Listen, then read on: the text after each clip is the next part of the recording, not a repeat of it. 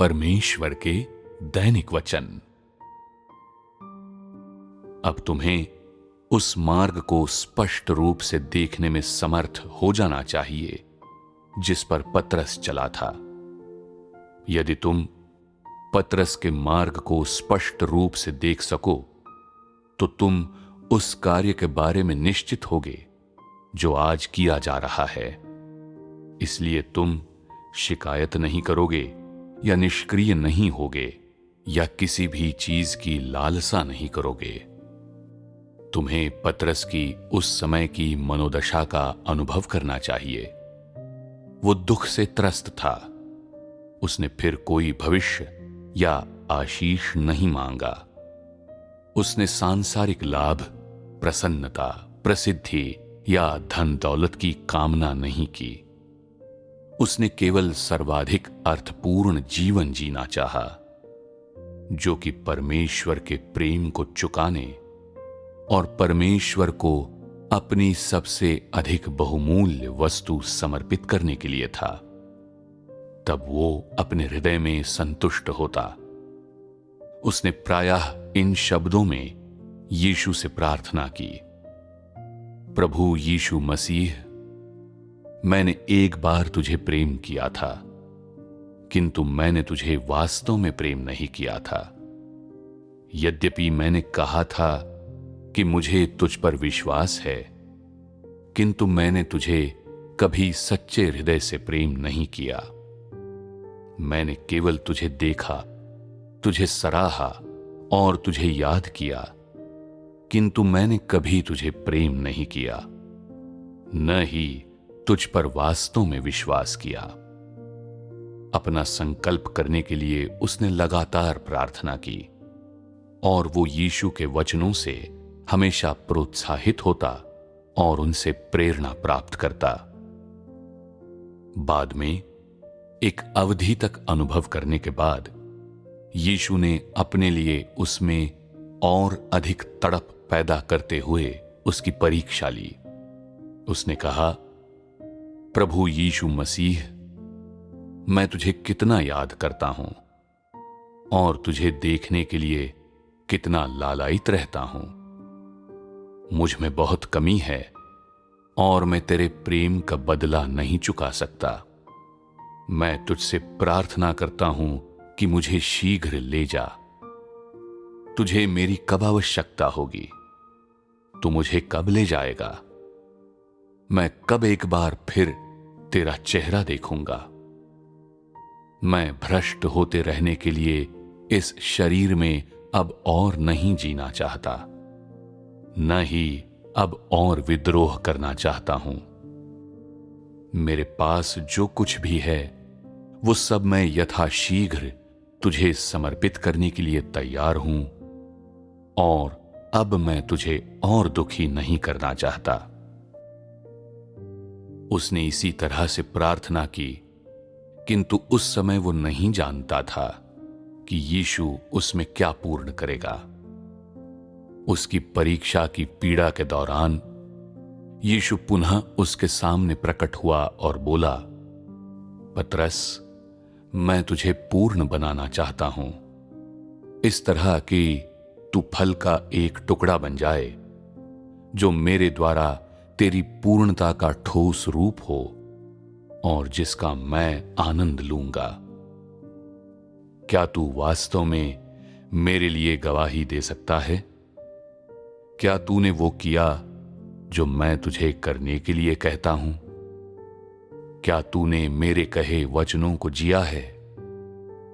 तूने एक बार मुझे प्रेम किया, किंतु यद्यपि तूने मुझे प्रेम किया, पर क्या तूने मुझे जिया है? तूने मेरे लिए क्या किया है? तू महसूस करता है कि तू मेरे प्रेम के अयोग्य है, पर तूने मेरे लिए क्या किया है?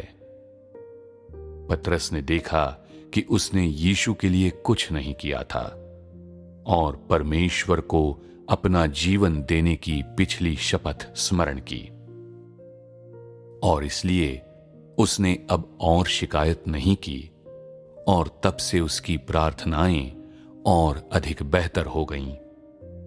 उसने ये कहते हुए प्रार्थना की, प्रभु यीशु मसीह, एक बार मैंने तुझे छोड़ा था और एक बार तूने भी मुझे छोड़ा था।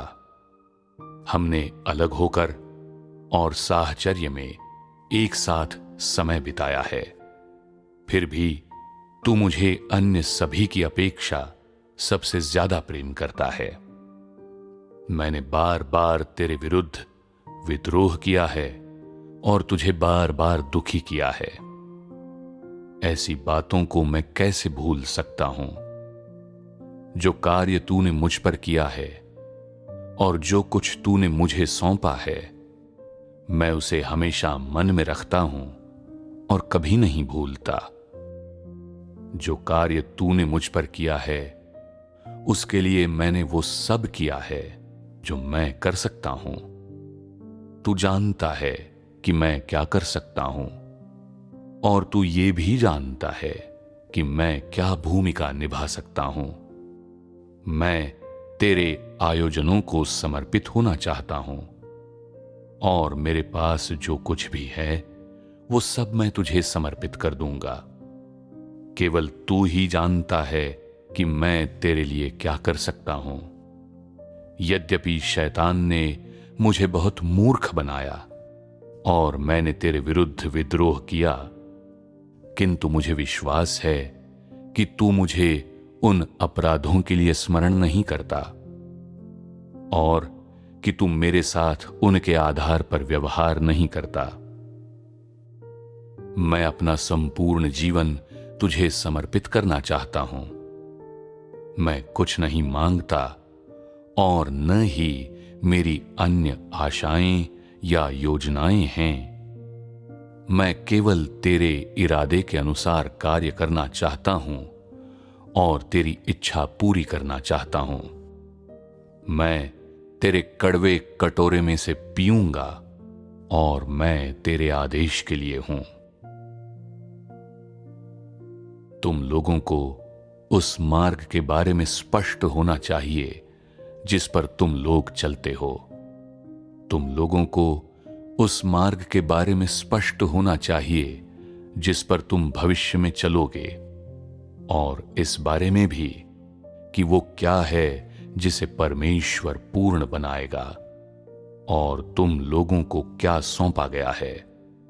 किसी दिन शायद तुम लोगों की परीक्षा ली जाएगी और जब वो समय आएगा, तब यदि तुम लोग पत्रस के अनुभवों से प्रेरणा प्राप्त करने में समर्थ होगे, तो ये इस बात को दर्शाएगा कि तुम लोग वास्तव में पत्रस के मार्ग पर चल रहे हो।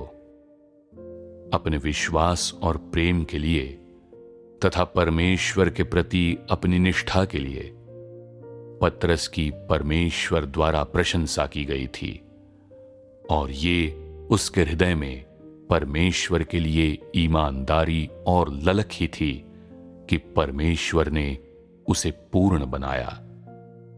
यदि तुम लोगों में वास्तव में पत्रस जैसा प्रेम और विश्वास है, तो यीशु तुम्हें निश्चित रूप से पूर्ण बनाएगा।